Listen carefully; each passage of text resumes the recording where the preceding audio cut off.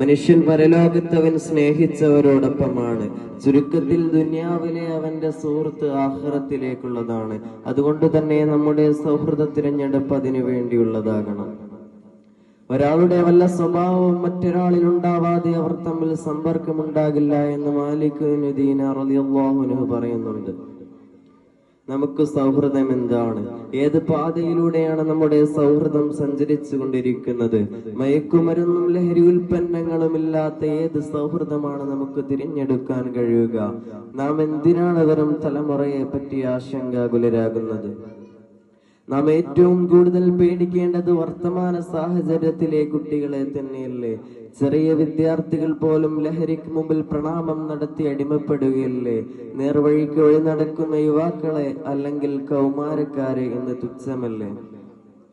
അൽ ഖംറു ഹിയ ഉമ്മുൽ ഖവാഇസ്. സർവ്വതിന്മകളുടെയും മാതാവ് ലഹരിയാണെന്ന സർവസത്യം നാം എങ്ങനെയാണ് മറന്നുപോകുന്നത്?